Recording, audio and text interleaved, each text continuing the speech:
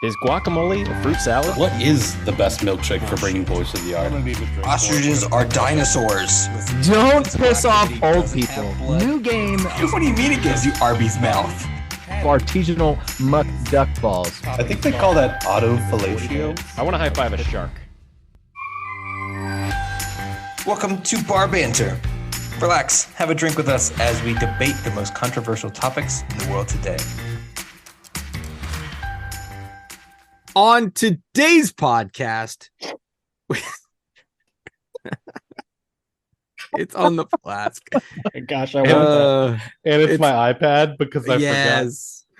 Funny story about this. I printed it off at work this morning when I went into work, and I forgot it on the printer. Great. And so tomorrow morning when the first person comes in, they're just going to find a random photo of The Rock in a turtleneck on the printer and have no idea where it came from. But That's so good. Wait, let me get a picture. Come here, four. Is that what it is? Everyone look like you're laughing. Ha ha ha. Got it. Good job, guys. Proud of you. Rick looks like he's really laughing. You're welcome. On today's podcast, we talk about who is the best supporting actor. If aliens came to Earth and said, "Take me to your leader," who should we take them to? And lastly, we start a new segment called Beer Splaining, where we take an established, defined thing and come up with our own definition. Today's Beer Splaining is going to be, what is the internet? But first, Daniel Wasby joining us for a short period of time. What are you drinking? So right now I'm having the naturally essenced pamplemousse flavor of LaCroix. You would. And what are you drinking today? I found something I didn't know existed, and I'm so happy about it. This is the Arizona green tea hard version with 5% alcohol. So I hard. saw it in a random gas station as I was driving around today, and I absolutely had to have it. This is my first sip, so let's see. Oh, we're witnessing the first sip. Tastes like Arizona green tea with a little bit of alcohol in it. Nice. So I'm down. Yeah. Ben, what are you drinking? Yeah, so right before I came to the bar, I did some yard work, mowed the lawn, and for me, nothing's better after mowing the lawn than a Miller Lite. So I am crushing Miller Lites tonight. Loving the light beer after yard work. Rick, what you drinking? Continuing my local beer tour, I am doing a New Realm Beach Bounty Lime Lager. Had I been doing yard work, I would have enjoyed a lager with lime. But I live in an apartment right now, so no yard work for this guy. Travis, what are you drinking? I too found something that I finally needed to try. I think we've talked about it on this podcast. I've got the Beast Unleashed, the Monster. Ooh, 6%. 6% hard white haze seltzer. I've already been drinking it, so you're not witnessing the first one. This is my second. Could have lied. No, Does it it's have fine. caffeine in it? It does not have caffeine. Okay, in it. I was like, I don't are we think back to- so. So it's not like the new Four Loko? days? I don't think it has caffeine, but we're gonna. Well, I get real jittery in about 20 We'll minutes. find out at 5 Yeah. a.m. this morning when Travis it's is fine. texting us. Still awake when I wake up tomorrow. I'll know. Uh-huh. I can tell you, does it taste like Monster? Yes. Does it taste like Monster with extra alcoholic chemicals? Yes. It's not the best. Like, take Monster, add a really cheap vodka, and add You sold more me. of a chemical taste. You sold That's me. this one. Yeah. I'm in. Yeah. Not great. So more disgusting than your typical Monster. Yeah, I will not be purchasing this again. Out of curiosity, is it like the normal Monster, or is it like the sugar-free kind of cans Monster taste? I'm glad you asked, Rick. And you know, because is it the white can or blue can? I love when there's a visual component. So this is the one I'm currently drinking. This one is supposed to be the white one. Ah, yes. The one I have not opened and tasted is the green There one. it is. Okay. Yeah. So I'm ready for it. Okay. Glad we're still keeping the can design. Good. The Kroger had a variety pack of 3 cans of 4 flavors, and I already had the mixed berry one, which was meh. The white one is meh. I'm hoping the green one's like, dude, this is great. It won't be, But we'll see I how that appreciate the goes. hope. You'll see how it goes. It just like I feel like it really like supports the narrative of what we're trying to do. Just really like provides a lot of support to what we're doing and how. But you wouldn't call it the main. No, it's not going to be my main drink. It's just supporting. Not like out there in front, really taking the limelight. Right. Yeah, definitely supporting cast of flavors.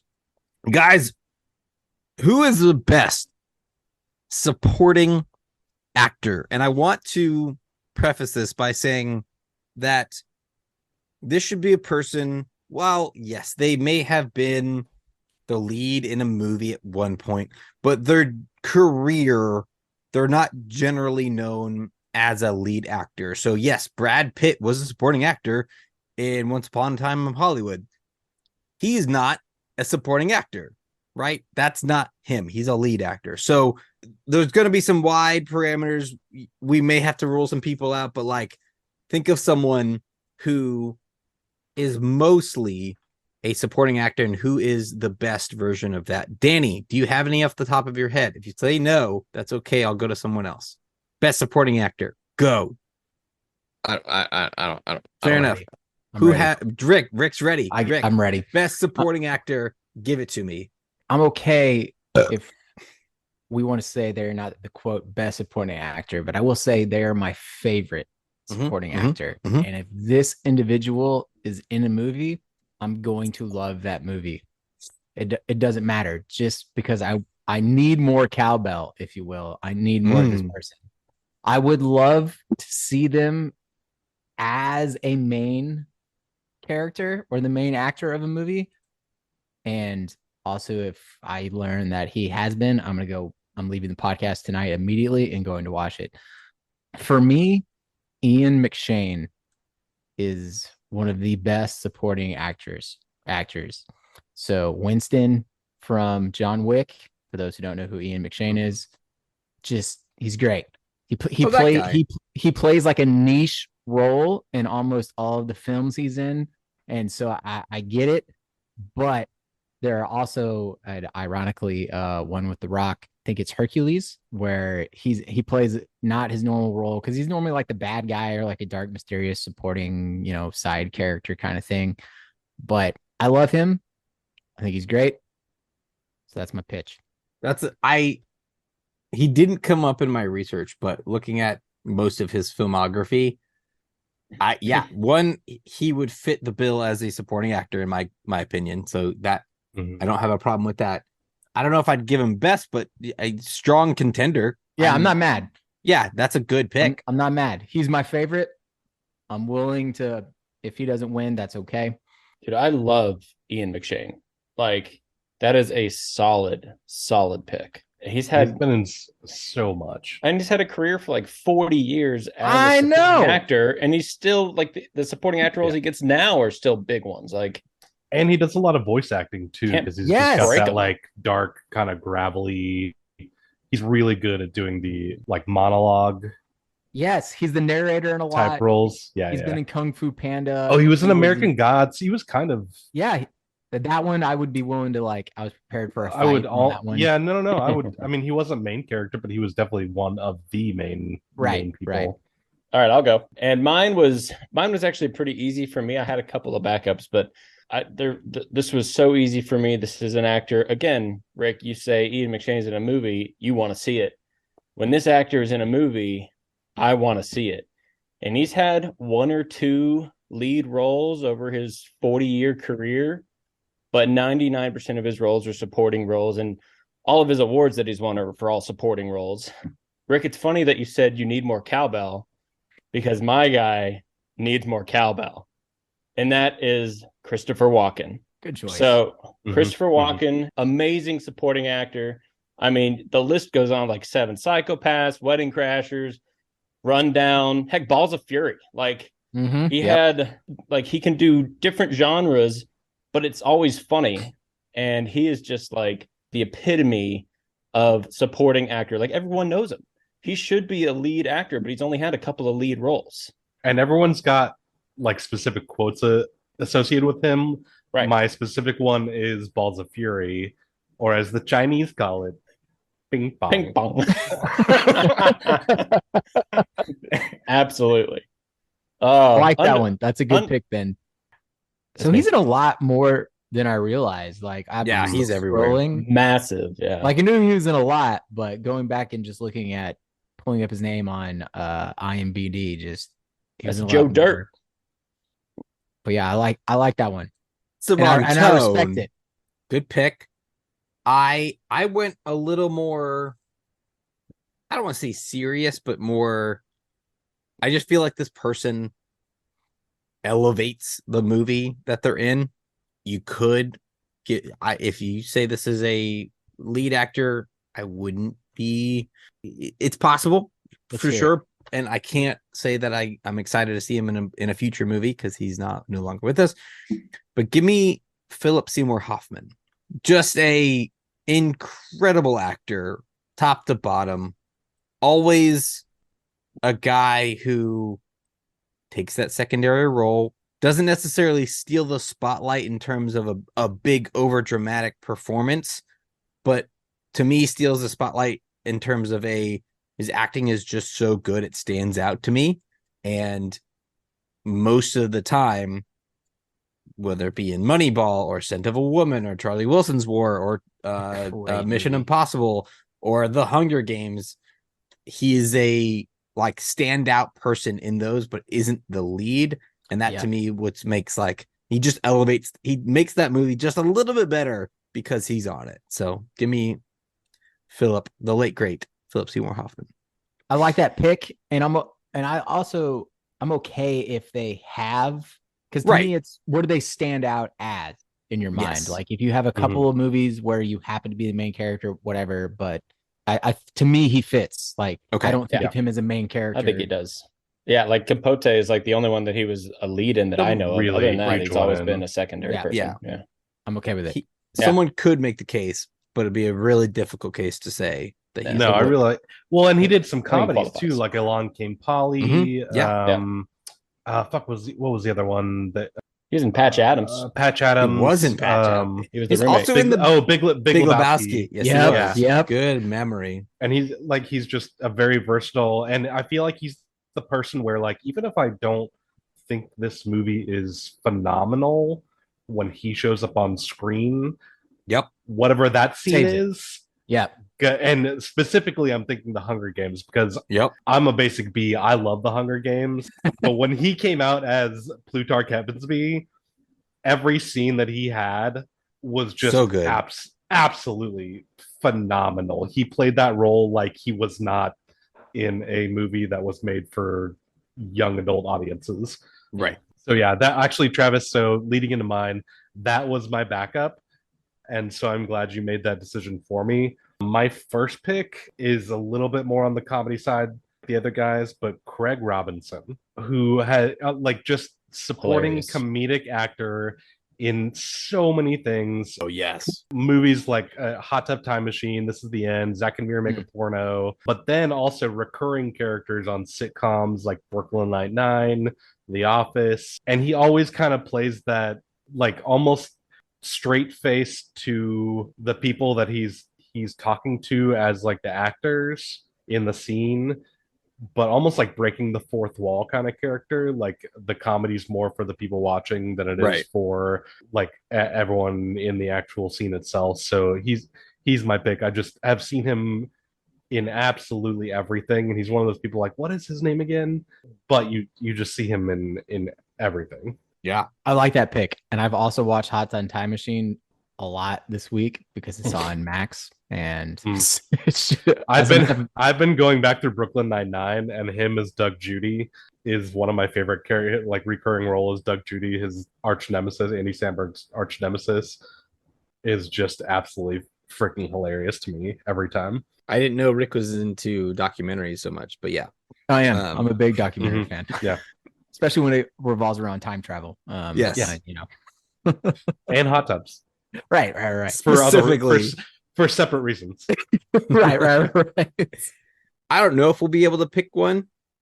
Yeah, they're all really good. I really like all those answers.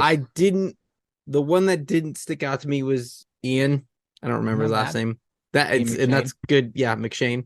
Good guy. Just didn't of the four of us. That was the one I was like, Yeah, it doesn't hurt my feelings. Yeah.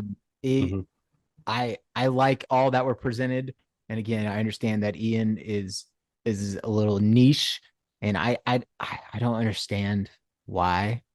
I feel like I love him so much, but I do. So I'm because you okay want to be him when you grow up. I don't know about that.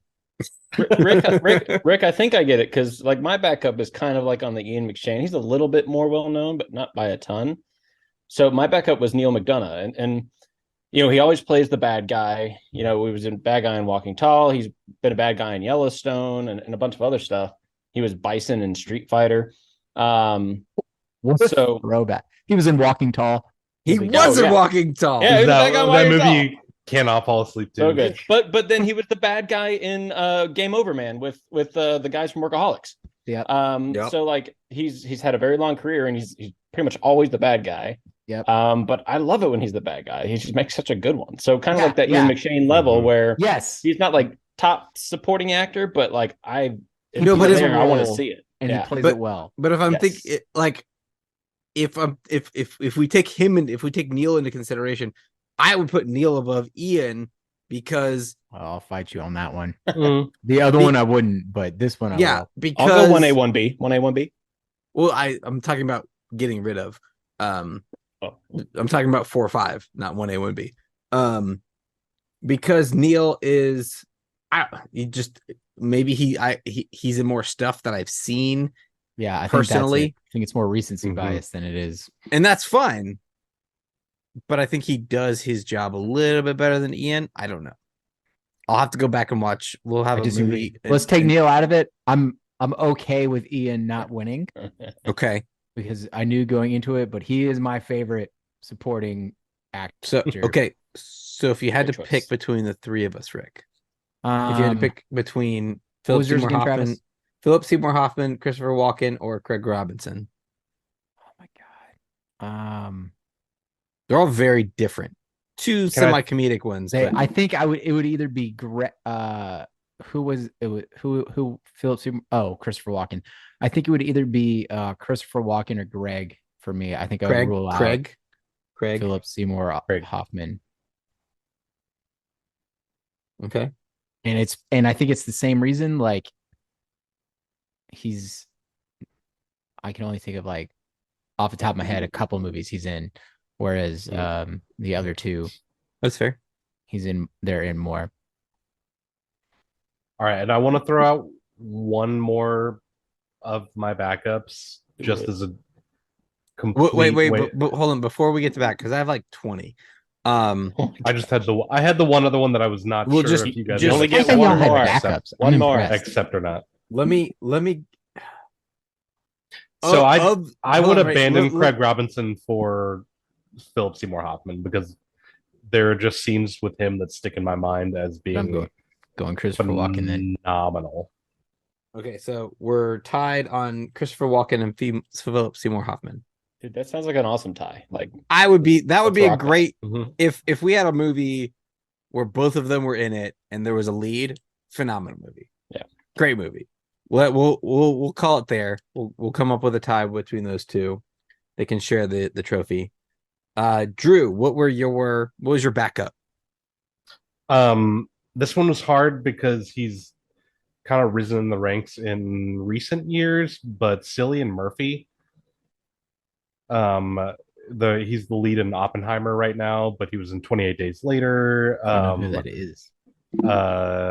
He was the Scarecrow in Dark Knight. He was Lee in Sunshine. 28 Days Later. Yes. Okay. He was in Peaky Blinders, though. He was the main in Peaky Blinders. Yeah. That's why he's been in absolutely everything. He's one of those few actors that I think has the chops to be in like A-list in everything he does, but kind of chooses not to. Yeah, I would allow him as a supporting actor. I'd be okay with it. Yeah, but everything I see him in, I think he's amazing in, and I just think it's weird that he never got into that traditional A-list role.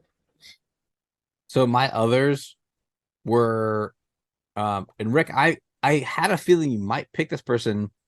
I don't know why. He seems like your kind of guy. Is Ed Harris. You're looking him up right now because you don't remember who he is. No, I remember who he is. I Okay. just want to know I just need to know what movies they're in. He's in Top Gun Maverick, Snowpiercer, Yep. Beautiful Mind, Truman Show, Apollo 13, The Right I like Stuff. Ed Harris. Yeah. He's always the bad guy kind of vibe. So he was one of mine. I just can't explain the connection I have with That's Ian. fair. That's fine. As soon as this topic came up, I didn't even research. You got it. You knew it. Ian. You got it.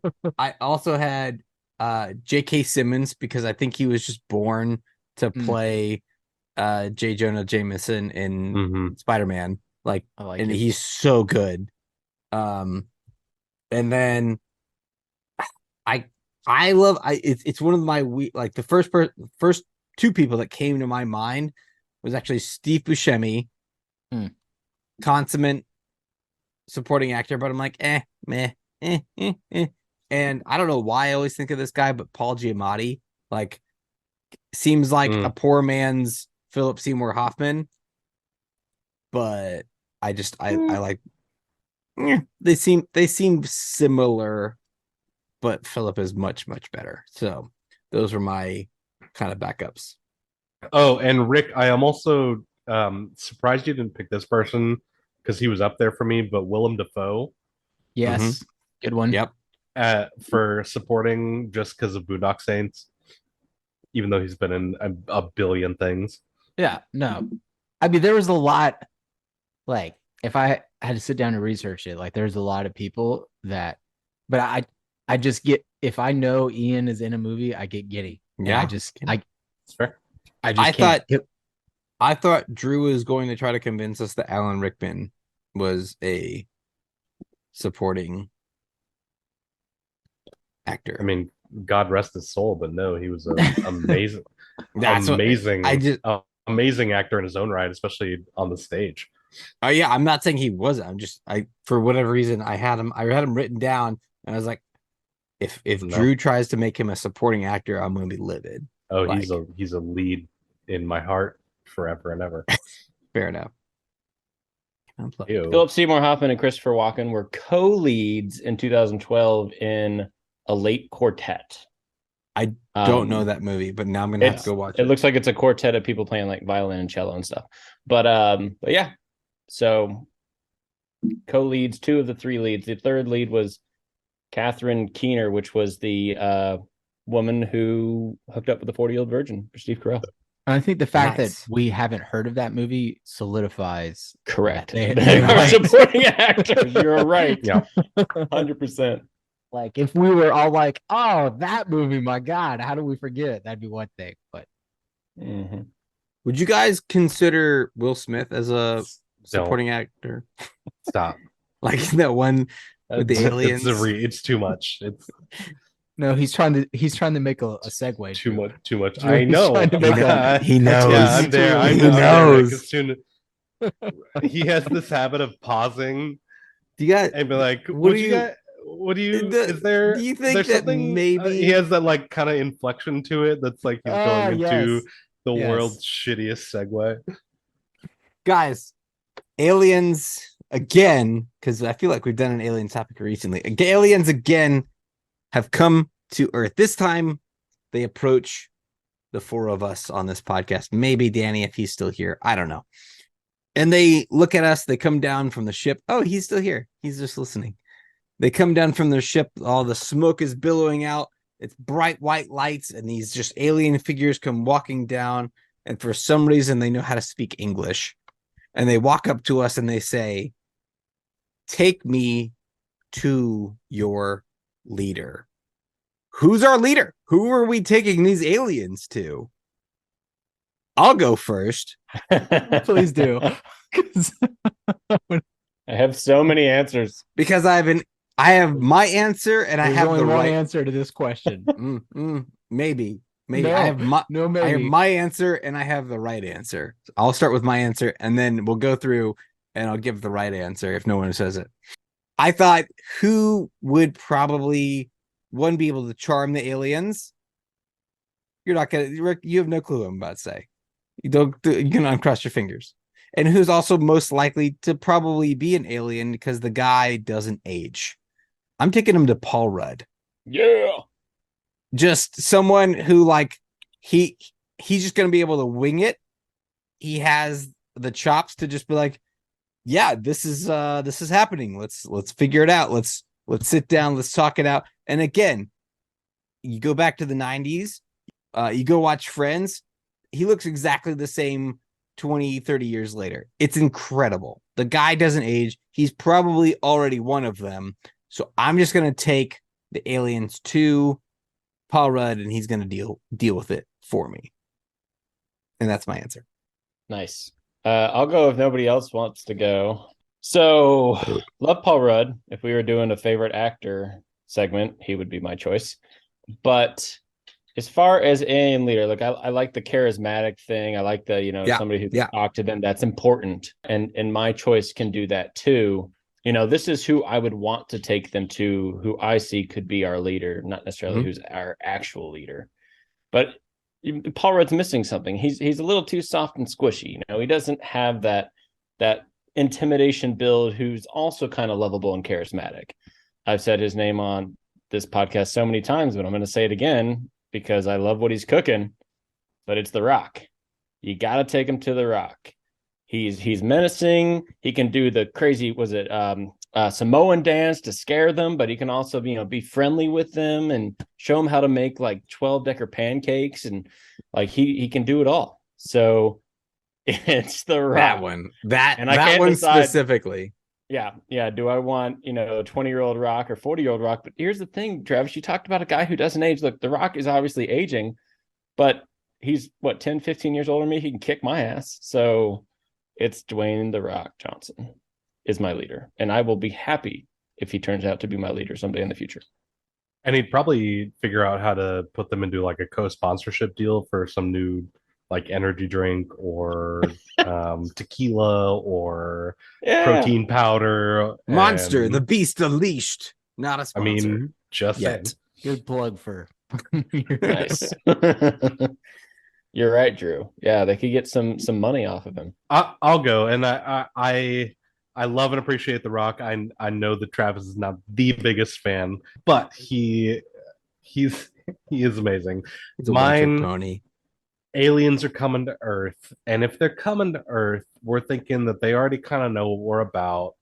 If they're not coming to just conquer us, they want to know what we've got to offer. So we want to show them a good time. And the person who's going to show them the best time in the entire world and send them home on their way at the end of it is Bill Murray. Good pick. Bill Murray over Paul Rudd. Bill Murray. Yes. Bill Murray's going to show up and be like, "What's up, guys?" And take them out on a night on the town, take them to a baseball game because he owns that one up in the northeast part of the States. I can't remember what the actual name of the team is right now. And at the end of it, he's going to take them by the shoulders as they're facing their spaceship and whisper in their ears, "No one will ever believe you." And then just send them on their way. Yep. And that'll be the end of it. Because he is the perfect man for dealing with alien presences in the world. I love that answer. That is what I hope Paul Rudd turns into is Bill Murray. So I'm all for yes. Rick, give us your answer and then I'll tell you guys the right answer. Guys, you have to shoot your shot when the opportunity comes. If I meet aliens and they say, "Take me to your leader," we're not going anywhere else. I am he. I am the leader, and thus becoming the leader of the world. I'm not going anywhere else. I'm saying, you met him. What are the chances? I am the leader. And then we'll see what happens from there. Because if we've already met aliens, it's a wrap. It's game over. We're not equipped. Doesn't really matter at that point. Baby Fart McGee Zach is coming down. I've accidentally discovered hyperdrive by Pinewood Derby. And yeah, That's it. I'm taking my shot. If no one's around, I'm the leader. But what if all what are your four of demands? us were around? What if they came down and all four of us were together and they asked, "You're just Show going to step leadership. up"? Then we are a ruling council. Okay. And we are. It's an the oligarchy leaders. Yeah. at that point. Yeah. If all four of us, I mean, it's our podcast. They're just along for the ride. So you're welcome. If I am there meeting the aliens, whoever is with me, I'll turn around and be like, this is our moment. What type of ruling body are we to make it where we're the leaders? If I'm alone, then it's just me. If you're lucky enough to be there, that's who the leader is. I do like that. It makes just as much sense as walking aliens up to Bill Murray's house and saying, here you go. So the last one I want to throw out there, Debbie. I'm taking her to my mom. Same vein. She's gonna same idea. She's gonna show them a good time. She's quote one of us. Like I'm just taking a bit of debt. Like I'm gonna let mom figure this out. Yeah, we're gonna do shots. Yeah, she's like, oh, you need a shot of Fireball? Oh, hold on, I'll be right back. No, stay here. Do you want two? Two? Okay, hold on. Let me go get the bottle out of the freezer. Hold on. I also have finger sandwiches. Like. You got to factor in the 15 to 30 minute tour of your dad's studio in the basement. Oh yeah, absolutely. The car, the studio. Oh, let me show you the pictures of my grandkids. Like, if she's either going to quickly assimilate them into our culture or drive them away. Either one, right? She's going to be the ultimate peacekeeper, and we're gonna be fine if we just bring them to Debbie. I'm okay with that. That's my I'm okay with that as well. Yeah. So right now we have Bill Murray, we have The Rock, we have Rick, and we have Debbie. And I'm okay with either of those. I don't care. I can't do The Rock. I will not take them to The Rock. Travis, take your bias out of here. No. Why do you hate The Rock so much? I don't. Because he's overrated. He's a one-trick pony. He does the eyebrow raise. He's got a deep voice. He's got big muscles. That's it. Ooh, I'm a big scary guy. That's 3 tricks. No, that's one trick. That's one persona. That's it. He's got nothing. He's not that good. Is he good? Sure. Good is also like a B, right? That's good. That's not great. He's not perfect. He's not amazing. Like, I don't understand the world's obsession with how many movies of The Rock have you watched? Yeah. If you only say Fast and Furious, you're in the minority on this one. I've seen a lot of them. You're in the hefty minority on this. The Jungle Cruise, San Andreas, Fast and the Furious, Jumanji, and there was one other one. I'm sure I've seen one other. Yeah, by what you named, I understand why you don't like The Rock, because you've seen like the worst. Oh, and Walking Tall, duh. Well, except for that. Walking Tall was okay. Walking Tall. We can't even. Yeah, all of those. Here's where I'm at. Here's where I'm at. And Scorpion King. Walking Tall was. Wow. Wow. Will you stand alone before the fury of his armies? Yes. The biography of the Scorpion King. Walking Tall was peak Dwayne Johnson, and that was 20 years ago. That's my point. But Ballers is good. It's the same thing over and over again. But he's not. It's the same thing. It's fine. I got it. That's why he and Kevin Hart work well together. Is I get what you're saying. Same thing. And of the four that we presented, odd that you would say Paul Rudd is awesome and he does the same thing. You're right. That's why I switched to Bill Murray. All right. Then yeah, I formally dropped Paul Rudd to bring Debbie in, and well, I mean, right. It's not even fair. Right. So I thought because like, oh, it's the aging thing. Oh, he's funny. He's charismatic. But then, yeah, I was like, yeah, he's similar. I got you. To The Rock. So of the four of us, I appreciate it. Of the four of us, between The Rock, Bill Murray, Rick, and Debbie, I would drop The Rock. And I beat The Rock. Yeah, that's what I'm saying. I don't know why you're arguing. Rick, you beat The Rock. I beat The Rock. I beat. And why did no one say Nicolas Cage? He is an alien for sure.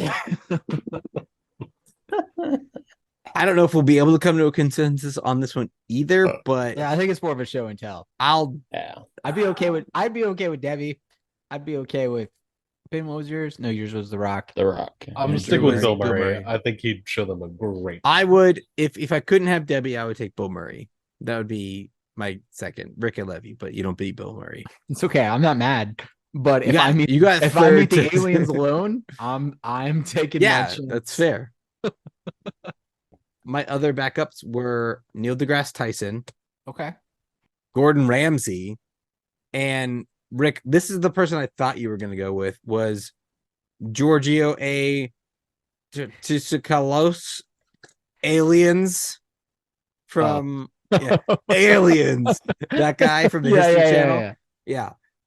I thought he would be a funny guy to take him. He's like, I've been waiting for this moment my whole life. That guy would just get disintegrated in the first 3 seconds. Right. That's why I didn't pick it. But in my head, I was like, that could be funny. On that note, I'm going to go get a drink from the bar. And we'll be back after the messages from our sponsors.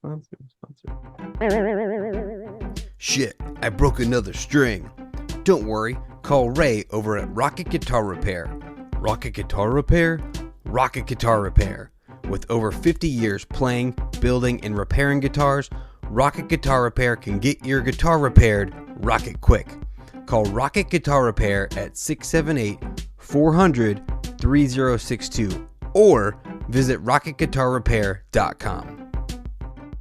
Guys, gentlemen, persons, we're going to start a new segment tonight called Beer Splaining, where we drunkenly try to explain to our audience something that already exists, something that already factually works.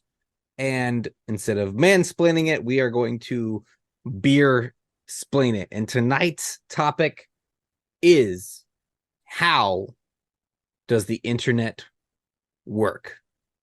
Who would like to explain how the internet works? I'll hop out there. So we all know birds aren't real. What do? What do they do? Obviously, the birds are the internet. We send our signals up to the birds, Mm-hmm. and the birds, through their, because why else would they make noise at 9 in the morning or chirp or caw, but to translate a signal? You know what? You're And not that wrong. signal is the internet. So all the Wi-Fi, people like to think it's 5G.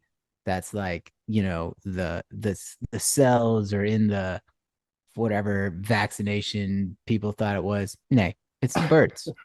Birds. The birds are the internet, flying around, making the connections. And that's why they, Two questions.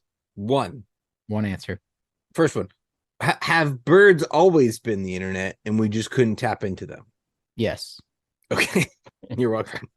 Birds And have two, always been the internet. Is the as we progress in the advancement of the internet, is 5G just faster birds? So as we discover the birds and learn how they communicate and connect with their surrounding landscape and other birds, we come up with new formats. And so we have to come up with new names, right? Okay. So if you think golf, right? So you have your birdie, your albatross, like that, that Sure. bogey, that kind of concept. As we tapped into the birds, when we first saw birds, obviously, birds, just name them birds. There's just birds. It's just birds, but Sure. that was before we were able to tap into the birds. And then if anyone remembers when they first had their cell phones, like Mhm. we had an E on our cell phones and no one really knew what the E was. And that was for evolve. And that's because we evolved and learned how to tap into the birds. And then it became 3G, 2G, LTE, 5G. We're just figuring out new ways to have our birds communicate. And we just need to keep upping what that name is as we further evaluate how birds communicate. I like it. So that's what the internet is. I did not know that's how the internet worked. That's impressive. Yes. It's a little known fact. I mean, I'll go. I hope you guys are ready because I've come prepared with I'm a excited. presentation. Ooh, are there PowerPoints? It's a PowerPoint. It better be. It's not a very well done PowerPoint. Oh, there's actual, but there's actually a PowerPoint. Travis has way too much time on his wow. hands. The Bar Banter podcast presents How Does the Internet Work? The internet is a vast network of interconnected computers and devices that enables the exchange of information and communication across the globe. It works through a combination of hardware, protocols, and infrastructure. Here's a simplified explanation of how the internet works. Step 1, get yourself a computer. That's it, you're done.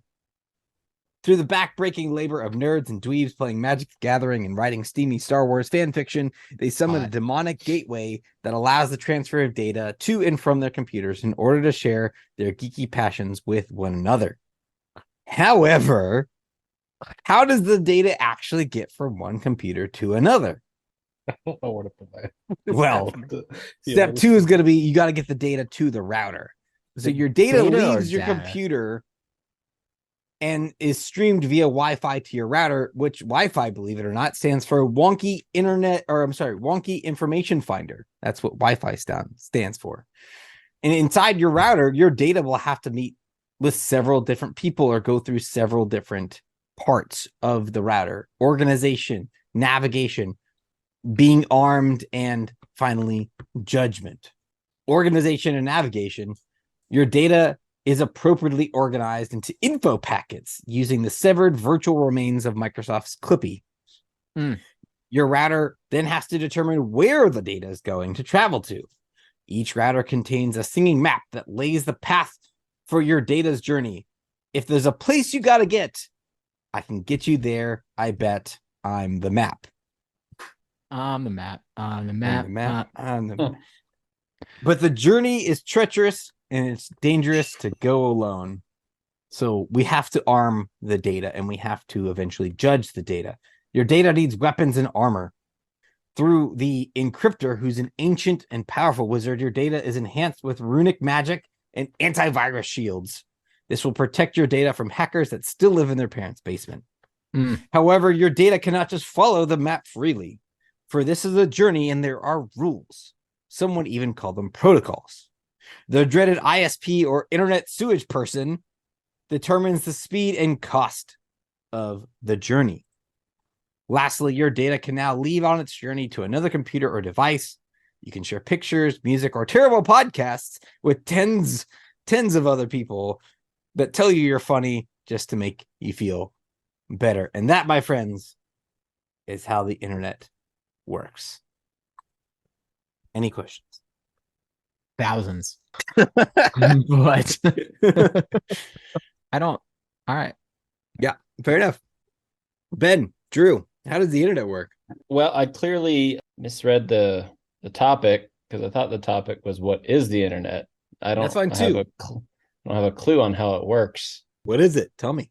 But for the last 4 minutes, all I've been able to do is sit here and expand on Rick's idea of the birds being the internet. I can't get it out of my head.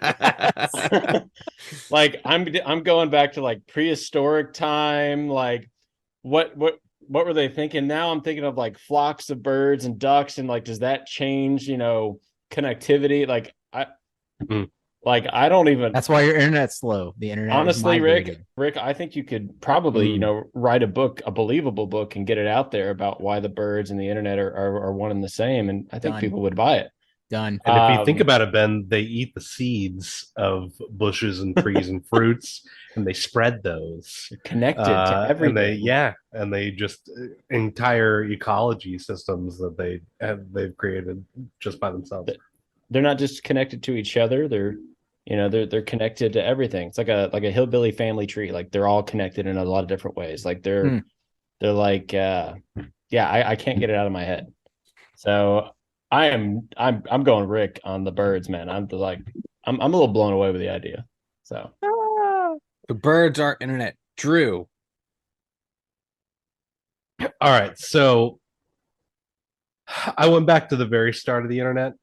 Okay. And looking at how people thought of the internet back in the day, which would be like late 80s, early 90s ish. And one of the ones that kept coming up, I think, is very super apt for. And Ben, I took this also as more of what is the internet. Fair. On top of, how does it work? And the one that kept coming up for me was the internet is a highway.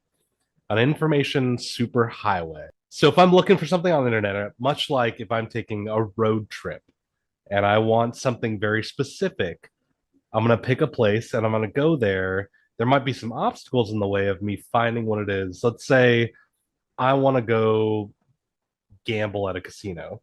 I could do that on the road or on the highway or on the internet. If I'm going to Vegas, let's say, and I make it to Vegas, and yeah, there's the casinos and everything, but there's also all the bright lights, the pop-up ads. All the lights. A good portion of it is pornography or people just having sex. That's what the internet is just paying money for it. I had to bring it there at some point. You're not wrong.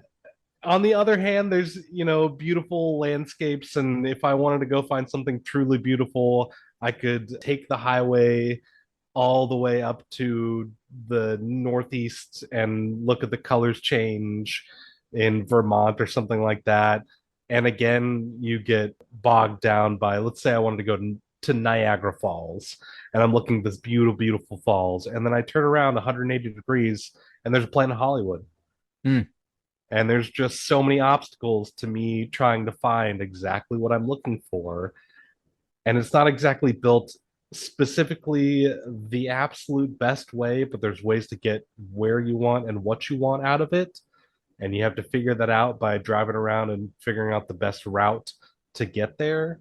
And there's a bunch of different examples that I could probably come up with or say more about. But yeah, I think it's a highway of interconnected places that you have to travel upon to get where you're actually going, and that's the internet. Okay, so the internet is birds with whatever the hell I said, or it's a highway. If we had to agree on what the internet is, life is a highway. Do you want to ride it all night long? What is now the internet?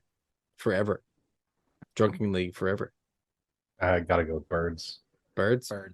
Yeah, absolutely. I was halfway through my explanation. I was like, it's gotta be birds. It's gotta be birds. Birds, guys. Birds are now the new internet. They're not the answer to my. Well, actually, it would work. When I was on the Jeff Jones and Friends Save the World podcast, I said that birds should just take our pictures for us. And yeah, they're already out there. They're already monitoring us. Like, let's just go download our pictures that they're taking of us. So birds are the internet. They can even tweet us. Whoa. I love that so much. I love that. Guys, better make it to the bar quick. It's time for last call. For tonight's last call, we're going to guesstimate how much something costs, and it's going to be random things that can be from $0 up to 45 billion. And we're going to go in order, starting with Travis, Rick, Danny, and then Ben, and then I'll say the order as we go. So starting with Travis, how much do you think it would be to rent out Six Flags for a day? One full day. I'm going to say it's $2 million. Hi, give me $250,000. Danny? 750,000. Like it. $1, Bob. I'm gonna go $1.2 million. I'm gonna give out 5 points to Ben on this one. Holy shit! $1.2 million, or approximately $100,000 an hour for a 12-hour day. That was the first answer that came up, and when I researched it a little bit, it was exactly that. That's incredible. The birds told me. Birds told me. Oh, so you cheated, is what you're saying? That's what I heard. You used. I did not cheat. You used the internet. birds. I'm writing down all the stuff. I can't even. You said you used the birds. Yeah. That's fair. Anyway, That's fair. next price, next object. All right, starting with Rick this time, and then Danny, Ben, Travis.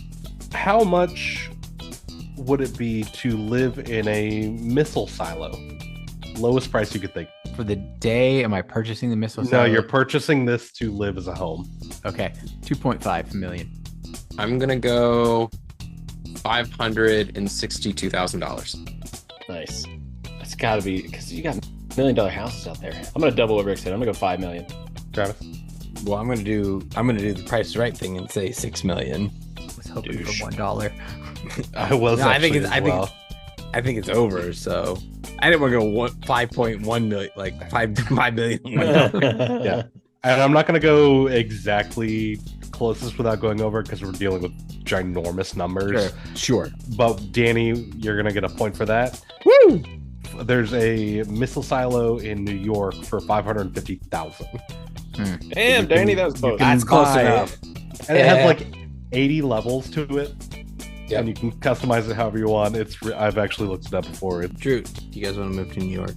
If you guys want a compound, I mean, I'm all for it. $550,000. It's not bad. It's not bad. That's just a It's house. not bad. That's We just can the pretend like house. Yeah, we can pretend like we're living in Zion, you know? I'll could send do you that I'll send you the today. website with the real estate listing because there's an actual real estate listing. where you Please can buy it. do. I can't believe it's that cheap. Next one, starting with Danny, then Ben, Travis, and Rick. Danny, book encyclopedia, a full set, last one in the world that you can buy. How much do you think it costs? Came out in 2023. I'm gonna go $249.99. What did you say? $249. 99. I'm gonna write 250 because I'm not doing that. Okay, wait. It's A to Z, and usually some extra ones in there. So $30. Hardback books are like $50. I don't know. $1,000. Okay, Travis. $500. I'll double Danny. Do I was it. gonna Do guess it. 550 before Travis went. So give me 550. Nice. Damn it. Even though he's over, I'm still gonna give it to Ben at 1,000 because the World Book of 2023, last one you can actually buy in physical format is $11.99, so $1,199. This is a two-parter for you guys. I need two numbers. Going with 6 and 9. Ben first, then Travis, then Rick, then Danny. How much does it cost to be cryogenically frozen? First number is going to be the entire body, and second number is going to be just your brain. I'm gonna go 5 million for the body and 1 million for the brain. Okay, Travis. Give me 2 million for the brain or for the body and 500K for the brain.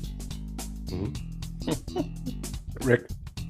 I feel like the brain is more targeted, so give me 1 million for the body and then give me 2.5 for the brain. Damn. I just feel talking about cryogenic freezing for so long, and I can't imagine it's just that expensive anymore. So I'm gonna go low and say $1. What the $1? Nobody's done it. Nobody's done it yet. I'm gonna go 5. Even that feels high, but I'm gonna go 500 for the brain and $1 million. I guess $1 million for the body. I feel like that's the lowest out there still.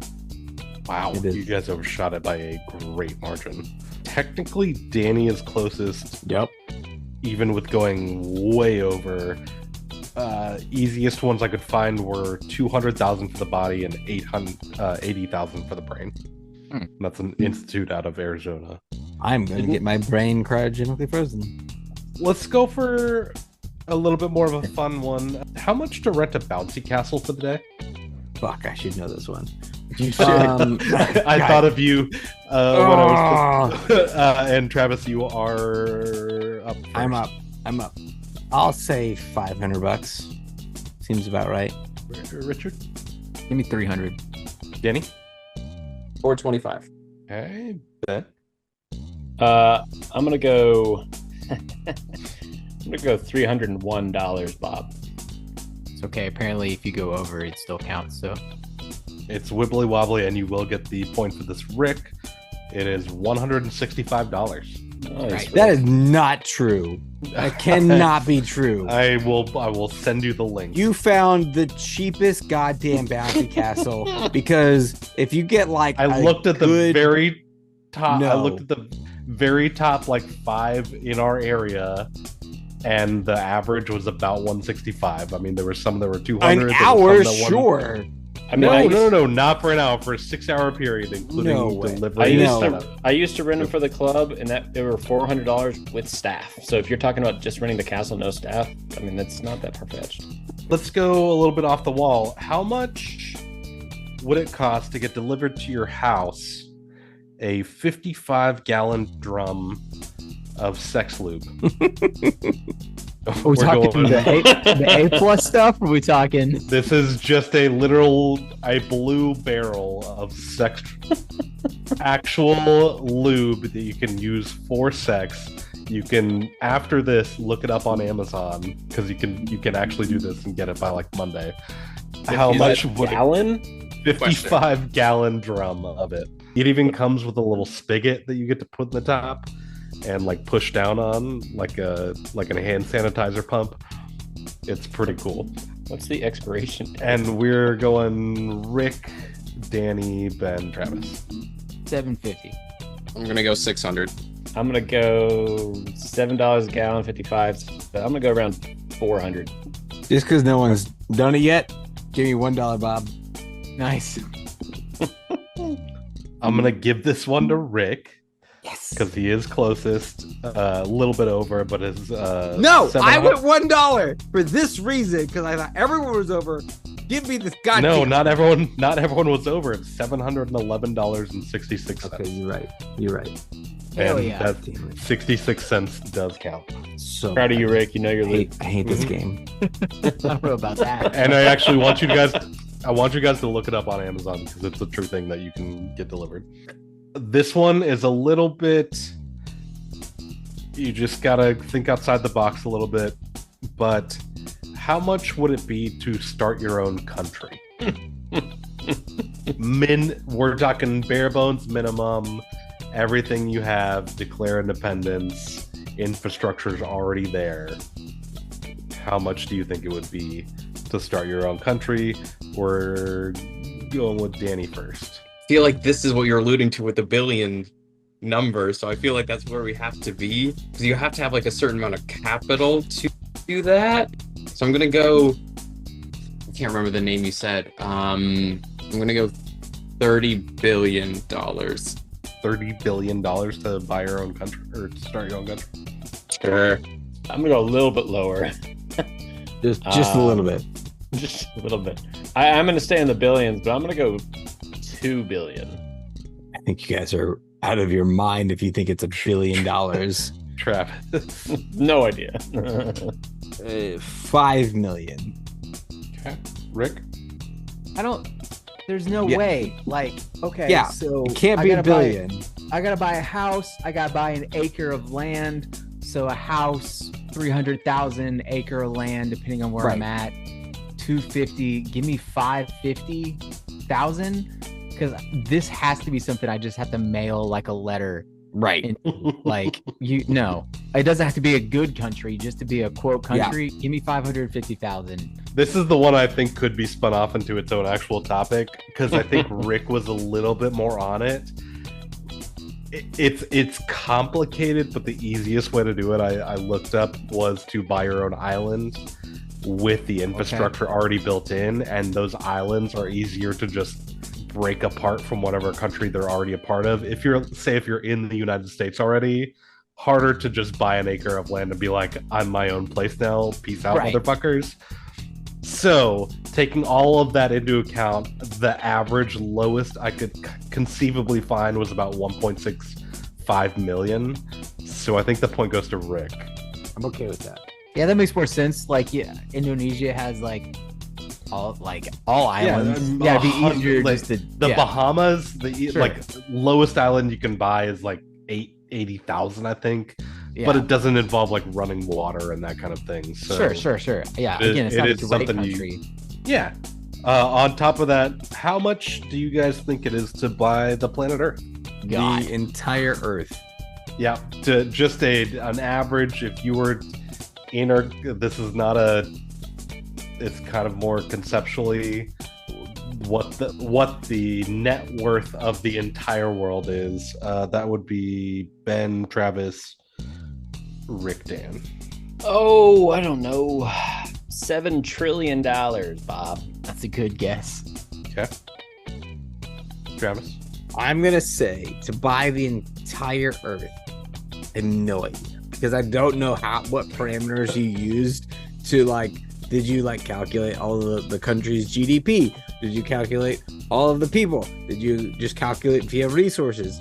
I don't know how you calculated this. So That's a lot That's of the these. fun of it. Travis. Yeah. That's the fun of it. If you were, I know an that's why I'm thinking back to our other topic, if the alien species touchdown is like, take me to your leader, how much would it cost to just straight up purchase this bitch? Bro, if we're talking aliens, we're a garbage planet. Give me $1.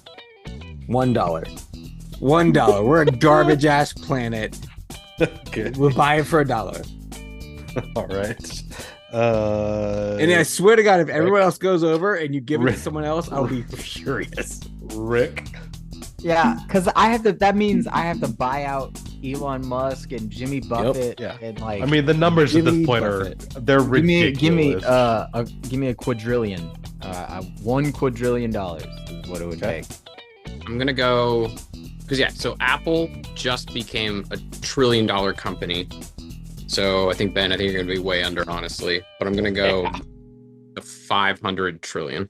500 trillion, so half a quadrillion. All right. I think Travis is going to be way under. Yeah, But I Travis. appreciate it.